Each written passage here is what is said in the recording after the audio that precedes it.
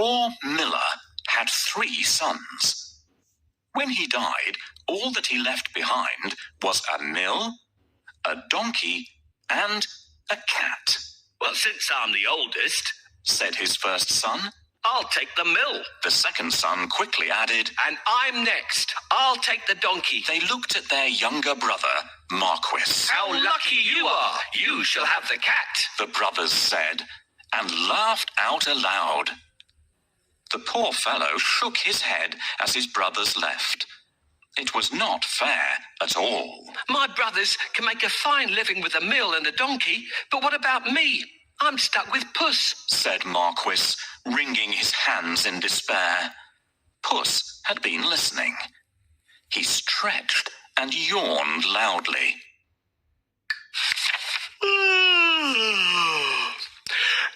Now, you won't have to worry when I'm around. All I need is a bag and a handsome pair of boots, and I'll be able to take care of us both. Sure you will, thought Marquis. But to be fair, he had seen Puss use many tricks to catch mice and rats.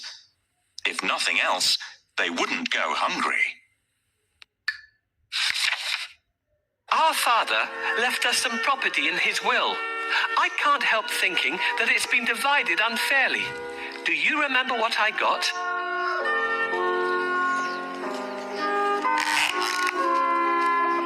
My father has left me this cat. What am I supposed to do with it? You don't have to do anything with me. A talking cat? Did I really hear you speak? Or am I dreaming? My dear master, please don't think that I'm useless. Just wait and see what I do, and you'll be happy that I belong to you. How can I be happy when I've only got a cat and nothing else? You will understand soon. But first, can you get me a pair of boots and a sack? Did you forget that I don't have any money? See if you can find a sack here. We'll get the cobbler to make you a pair of boots.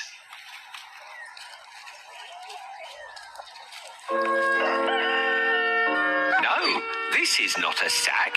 Let's look somewhere else. This is not a sack either. Thank you. That's exactly what I need. Now that we have the sack, let's go and get a pair of boots from the cobbler. Found a sack? You're a smart fellow. Come, we'll go and see the cobbler. I'll pay him for the boots later.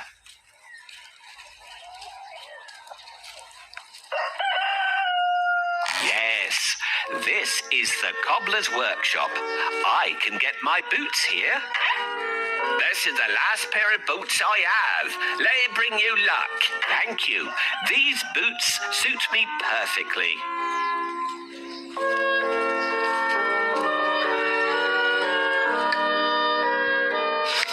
Soon the cat was given his own pair of boots and the new bag that he had asked for. The boots fitted him perfectly, and he looked very smart. Puss packed a juicy cabbage and some bran in the bag, and slung it around his neck. He polished his whiskers and set out. Puss headed straight to a spot where there were plenty of rabbits. He had a great plan in mind. Puss opened the bag wide and hid behind a tree. Soon a rabbit came hopping by.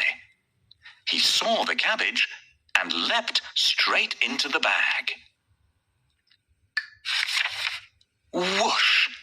As quick as the wind, Puss grabbed the bag and tied it closed with a piece of string. With the rabbit in his bag, Puss walked straight over to the king's palace. He bowed low and presented him with the rabbit. Your Majesty, said Puss in Boots in a royal voice. This humble gift comes from my master, Lord Marquis of Carabas. This was a fancy name that Puss had chosen for his master. What a thoughtful gift, said the king, who loved roasted rabbit. The next time, Puss managed to catch a brace of partridges, and took them once again to the king. "This is wonderful. Tell your master I'm very pleased," said the king, who loved partridge stew even more. This went on for 2 months. Puss was becoming an expert at catching game, and the king was getting plumper. "First, I need a bait for the rabbit. What do you think rabbits love to eat?" "This would work well for catching mice, but we need something else. This is exactly what we need. No rabbit can resist the smell of a fresh cabbage. Get ready. When the rabbit comes closer, catch it." "Hush. Don't scare." "Got you. Thanks for your help. I will take this rabbit to the castle and offer it to the king."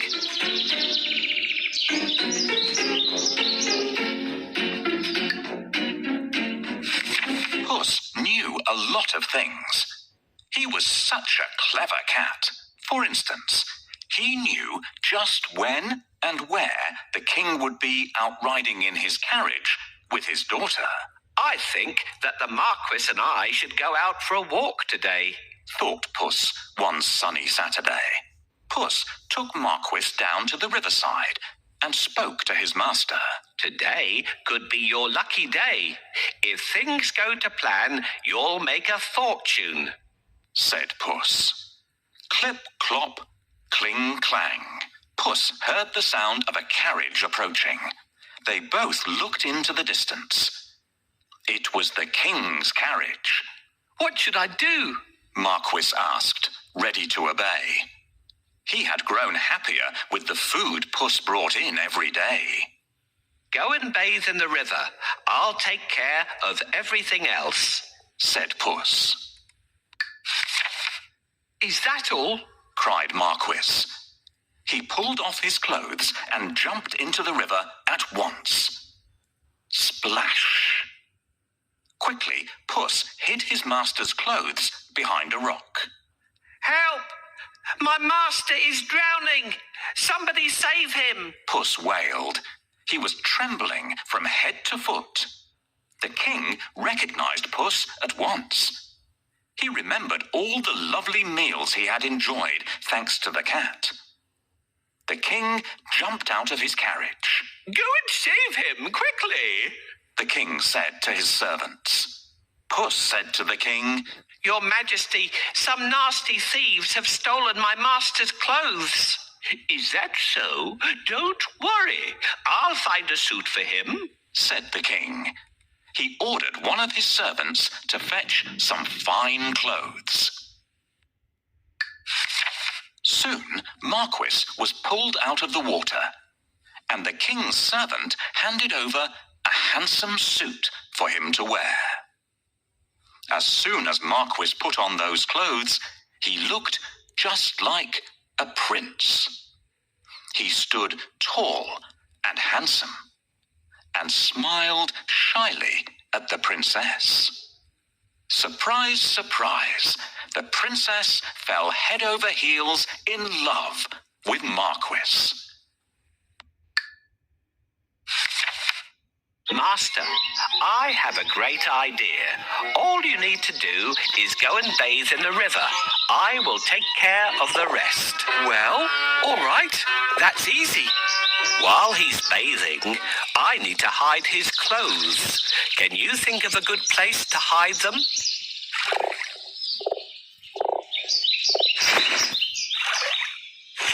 "Yes, this is a good place to hide them. The first task is done. We should wait for the king now. Can you see the coach?"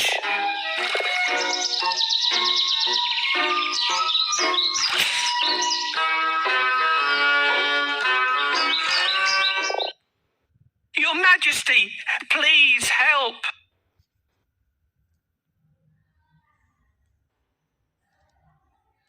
"My master is drowning."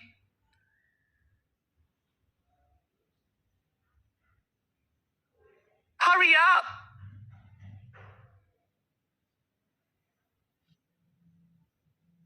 Your Majesty, please help. Coachman, stop here. Somebody is calling for help. Help! Someone, help me, Your Majesty. I'm Puss in Boots. Do you remember me? My master decided to bathe. He went into a deep place, but unfortunately, he can't swim out of it. Ah, I remember you. It's you who brought me the presents, right? Wait, we'll save your master. Oh, thank you. Please save the Marquis of Carabas.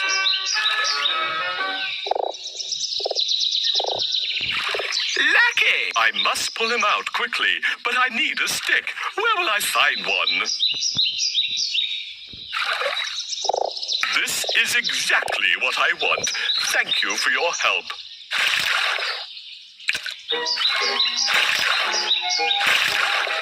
Here you are, dear Marquis of Carabas, safe on land again.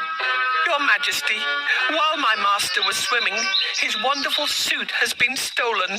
Now he has no clothes to wear. I'll order one of the best suits to be sent from the royal cloakroom for your master. Thank you for your help. How can I pay you back? We would be delighted if you could join us on our journey. What do you say? Oh, of course. My master would be pleased to accompany you. Yes, I'd love to take up your offer and get better acquainted with you and your daughter. Then take a seat and let's go. I'm pleased to meet you, dear Marquis of Carabas.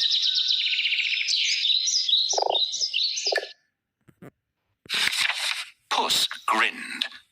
Things were going just as he had planned. But he had more work to do. If you will excuse me, I'll go and make suitable arrangements to receive our king at the castle. Puss said. Marquis was puzzled because he didn't live in a castle. But he kept quiet. Puss ran ahead and met some men mowing the fields. My good fellows, stop your work and listen.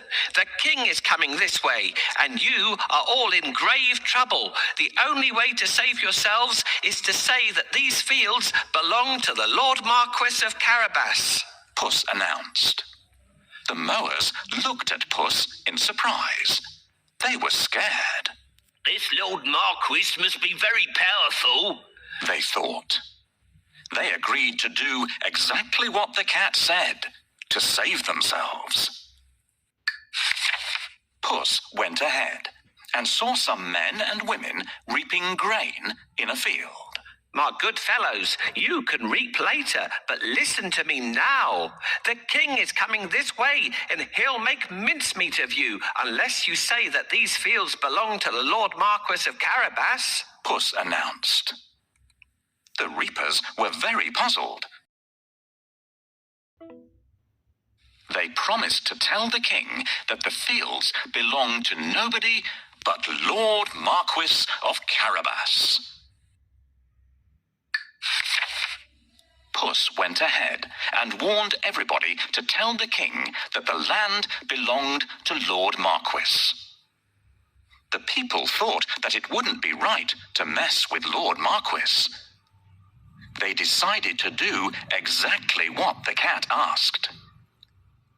But Puss had still more work to do. Huff, puff. He ran all the way until he reached a huge castle. Can you guess whose castle it was? Yes, the castle and all the lands belonged to a fierce and powerful ogre. But Puss was not scared of the ogre. He knocked at the castle door. Blim, blam. 2 guards opened the door. I'd like to pay my respects to your mighty master, said Puss. The guards knew that the ogre loved anybody who admired him. So they let Puss in at once. Puss bowed low to the ogre. I have heard much about your great powers. Is it really true that you can transform yourself into any animal you wish? Asked Puss. Even a lion? Watch me, said the ogre. Right before Puss's eyes, he transformed himself into a mighty lion. He roared so fiercely that Puss sprang up the curtains in fright. The ogre laughed loudly. That's amazing, said Puss. but I bet you can't turn yourself into a small creature. That's the most difficult thing in the world. I can, said the ogre. No, it would be impossible for a mighty ogre to turn into something like, for instance, a mouse, said Puss. Oh, really? Asked the ogre, snapping his fingers. Boom! The ogre became a tiny mouse and scurried across the room. Quick as lightning, Puss pounced on the mouse and ate it in one gulp.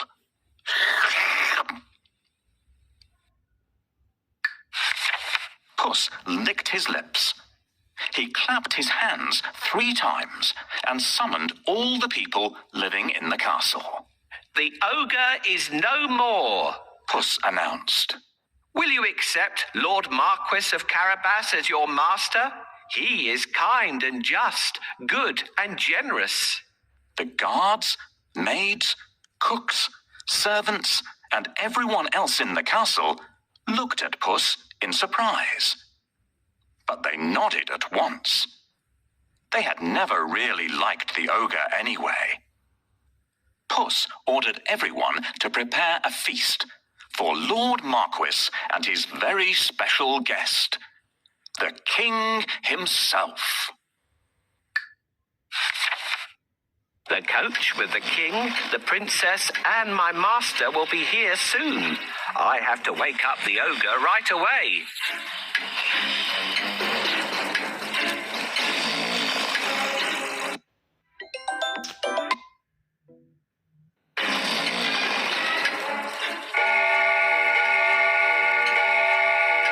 What? Who woke me up? What are you doing here, cat? How dare you disturb me? I have heard that you are a master of magic and can turn into any animal. Is that true? That's true indeed. I can prove it if you have any doubt. I would like to see. Can you do it? Turn into a lion, please. No problem. Whoa, how scary. Enough. I believe you. I really believe you now. Well, did I prove how great I am? Indeed. But if I ask you to turn into a tiny mouse, I bet you'll not be able to do it. That's so easy. Watch me. Help me catch this mouse before it turns into an ogre again.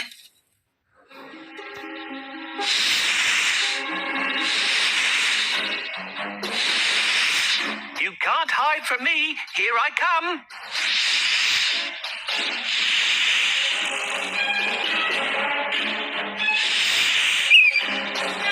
Hooray! Now my master owns this castle. I'm smart and handsome. I'm the one and only Puss in Boots.